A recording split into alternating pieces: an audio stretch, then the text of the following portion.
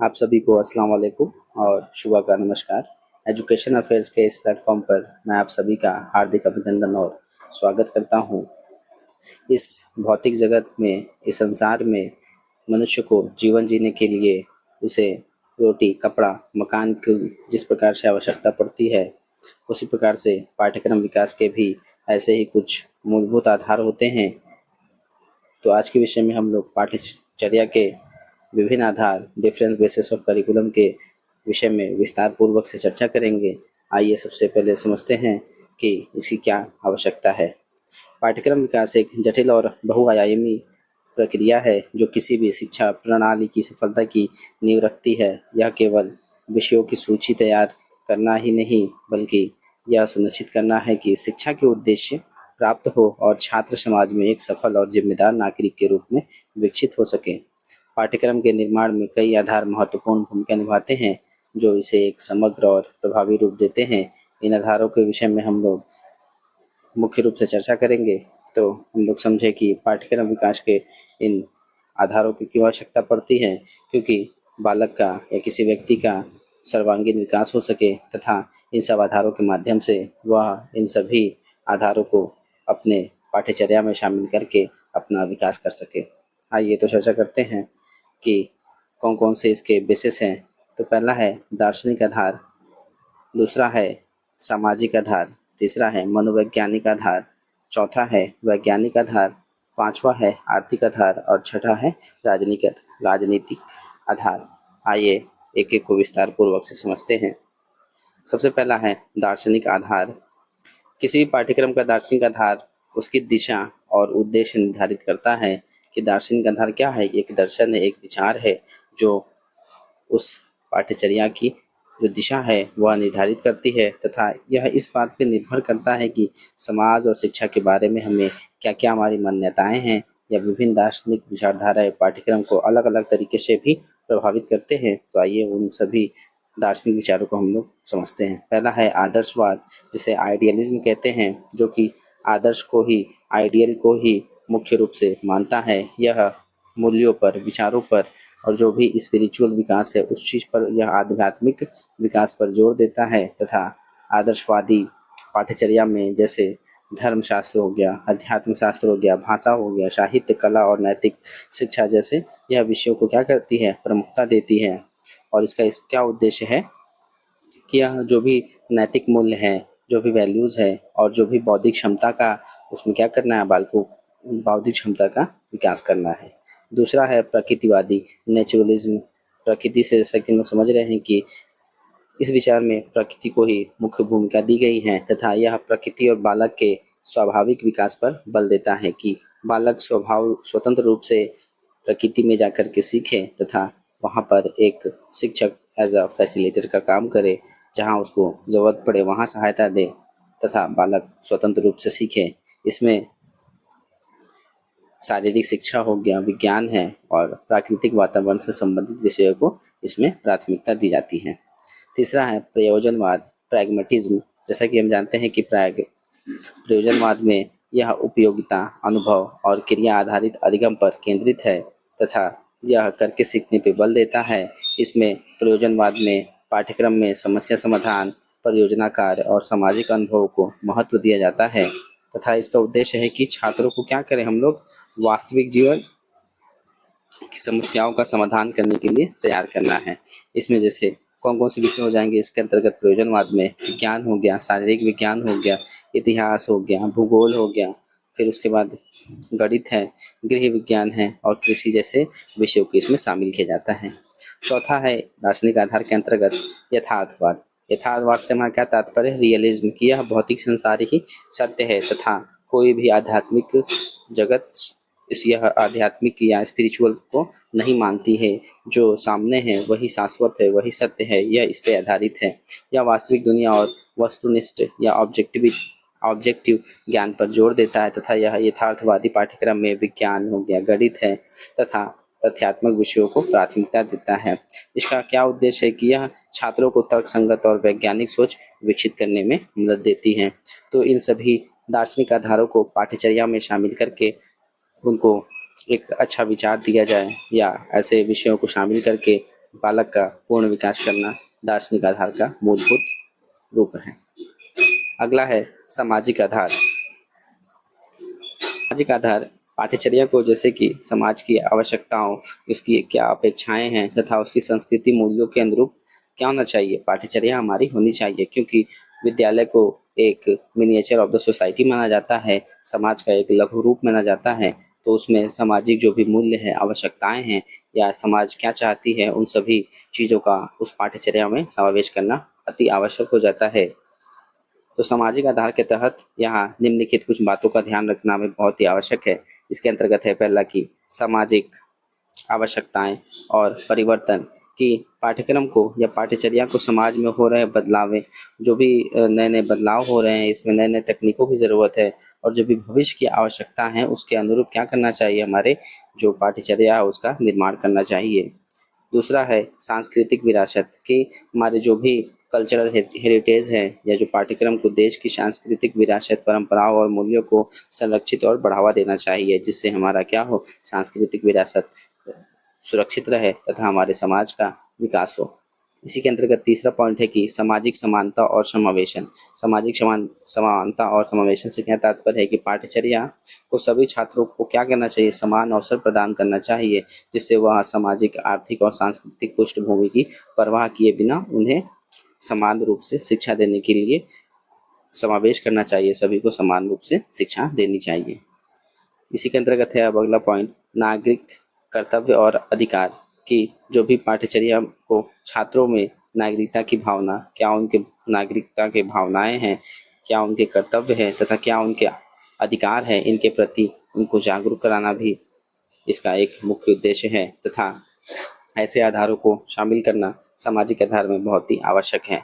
इसी के अंतर्गत है सामाजिक आधार में वैश्वीकरण की प्रभाव कि आज के वैश्विक परिदृश्य में जो पाठ्यक्रम को छात्रों को विभिन्न संस्कृति और वैश्विक मुद्दों को समझने में सक्षम बनाना चाहिए। जो भी हमारे ग्लोबल के मुद्दे हैं या फिर को जो भी समस्याएं हैं, उन पर लोगों बालकों को क्या करना है, हमें चर्चाएं करा करके ऐसे वैश्विक मुद्दों को समझने में सक्षम बनाना है।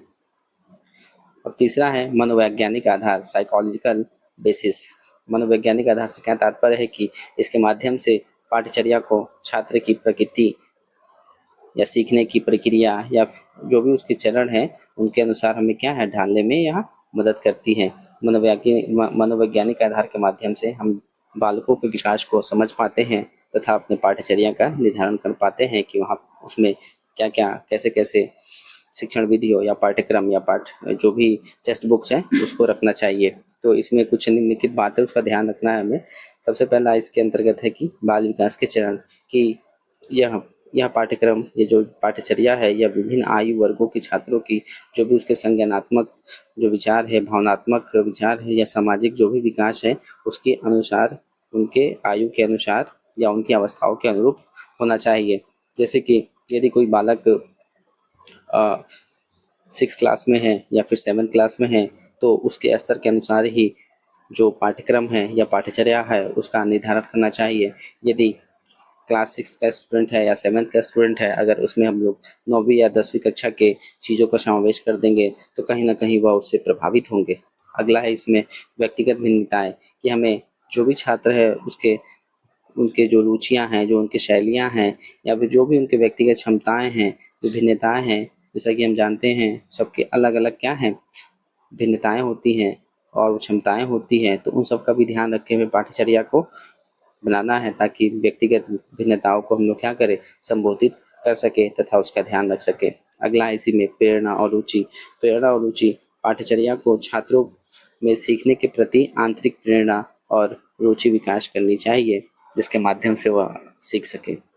इसी में सीखने के सिद्धांत की जो भी पाठ्यक्रम है या पाठ्यचर्या को नवीनतम सीखने के सिद्धांतों जैसे संज्ञानात्मक है, व्यवहारवादी है या रचनावादी सिद्धांत पर आधारित होना चाहिए।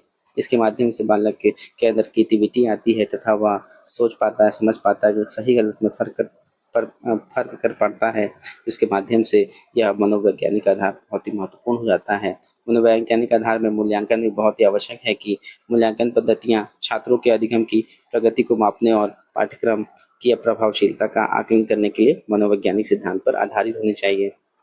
कि मूल्यांकन का जो भी तरीका है, मूल्यांकन बहुत ही आवश्यक है। इसके माध्यम से हम यह समझ पाते हैं कि बालकों ने कितना सीखा और क्या सीखा।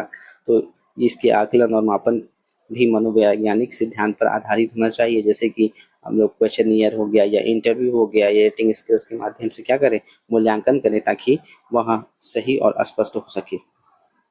अगला है वैज्ञानिक आधार, साइंटिफिक बेसिस, कि वैज्ञानिक आधार पाठ्यक्रम को वैज्ञानिक ज्ञान या तर्कसंगत सोच और अनुसंधान पद्धतियों पर यह आधारित करता है कि जो भी उसका ज्ञान है वह प्रयोग के द्वारा या तर्कसंगत हो, जो भी वह बताए उसका कुछ न कुछ सत्य हो तथा वह अनुसंधान पद्धतियों रिसर्च पर आधारित हो। यह छात्रों में वैज्ञानिक दृष्टिकोण विकसित करने और उन्हें समस्याओं का समाधान जैसे वैज्ञानिक तरीकों में सक्षम बनाती है। इसमें वैज्ञानिक आधार में कुछ पॉइंट्स देखते हैं कि वैज्ञानिक ज्ञान का समावेश, कि पाठ्यक्रम में नवीनतम वैज्ञानिक खोजों और सिद्धांतों को शामिल करना चाहिए। क्यों शामिल करना चाहिए? इसके माध्यम से बालकों में नए नए चीज़ों को सीखने की क्या आ जाएगी, क्षमताएँ आ सकती है तथा वो नए नए जो भी शोध हो रहे हैं उसके माध्यम से वर्तमान की समस्याओं पर क्या समाधान कर सकते हैं या उसको अपने समाज में उतार सकते हैं या अपना उससे विकास कर सकते हैं। इसी के अंतर्गत है वैज्ञानिक पद्धति का विकास, कि छात्रों को अवलोकन हो गया, ऑब्जर्वेशन है, परिकल्पना है, हाइपोथेसिस है या प्रयोग है, एप्लीकेशन है या फिर निष्कर्ष निकालने जैसे जो भी कंक्लूजन निकालने जैसे जो भी वैज्ञानिक पद्धतियों का अभ्यास कराने का क्या मिलना चाहिए, अवसर मिलना चाहिए, जिससे कि वह अपने मस्तिष्क का विकास कर सके और सही गलत को सही तरीके से कर सके। इसमें में है वैज्ञानिक आधार में कि तर्क संगत सोच, जो पाठ्यक्रम है वह उसको छात्रों में क्या हो, आलोचनात्मक जो भी उसके गुण हैं अवगुण है उसको सही से सभी को सही तरीके से रख करके सोचने और विचारने का क्षमता विकसित करनी चाहिए। चौथा है प्रयोगात्मक कार्य, कि विज्ञान विषयों में प्रायोगिक कार्य और प्रयोगशाला अनुभव को महत्व दिया जाना चाहिए, जिसके माध्यम से यह वैज्ञानिक आधारों को पूर्ण कर सके।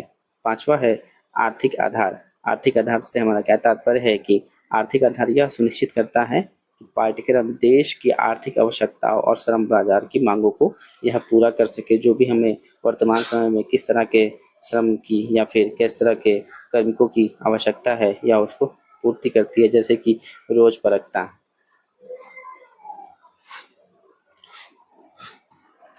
रोजपरकता से क्या तात्पर्य है कि जो भी हमारी पाठ्यचर्या हो वह छात्रों में ऐसे कौशल, ऐसे स्किल्स को डेवलप करे, ऐसे ज्ञान से उसको लैस होना चाहिए कि वह भविष्य में क्या करे, रोजगार प्राप्त करने में उसे मदद करे। इसी में है कौशल विकास।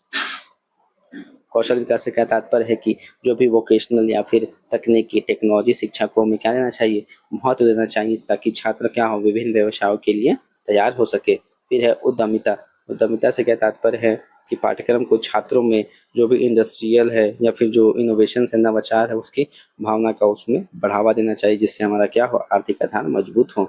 इसी में है राष्ट्रीय विकास। राष्ट्रीय विकास पाठ्यक्रम को देश के आर्थिक विकास और समृद्धि में योगदान देना चाहिए, जिससे हमारे राष्ट्र का क्या हो सके, विकास हो सके। छठा है राजनीतिक आधार, पॉलिटिकल बेसिस, कि राजनीतिक आधार पाठ्यक्रम को देश की राजनीतिक विचारधारा, संवैधानिक मूल्यों और शासन प्रणाली के रूप बनाता है। जैसे इसमें लोकतांत्रिक मूल्य हो गए, कि पाठ्यक्रम को लोकतांत्रिक जो भी मूल्य है, जैसे समानता हो गया, न्याय हो गया, स्वतंत्रता हो गया और भाईचारे को क्या देना चाहिए, बढ़ावा देना चाहिए। हमें ऐसी पाठ्यचर्या का निर्माण करना है इस राजनीतिक आधार के माध्यम से। फिर है संवैधानिक जागरूकता, कि छात्रों को क्या होना चाहिए, संविधान के अधिकारों और अधिकारों, सिर्फ अधिकारों ही नहीं, साथ साथ उसके कर्तव्यों को भी क्या हो, उन्हें उनको मालूम होना चाहिए, उसके लिए वह जागरूक हो। इसी में है राजनीतिक आधार के अंतर्गत राष्ट्रीय एकता, की पाठ्यक्रम या जो पाठ्यचर्या है वह राष्ट्रीय एकता की बात करे, अखंडता की भावना को बढ़ावा दे तथा यह असमानता को न बढ़ावा दे, लोग आपस में भाईचारे को बढ़ावा दे, ताकि यह राजनीतिक आधार है उसको पाठ्यचर्या में अच्छी तरह से शामिल कर सके। लास्ट है इसमें नागरिक भागीदारी, की छात्रों को राजनीतिक भाग प्रक्रियाओं में सक्रिय रूप से भाग लेने के लिए प्रेरित करना चाहिए, जिससे वह समाज का विकास कर सके।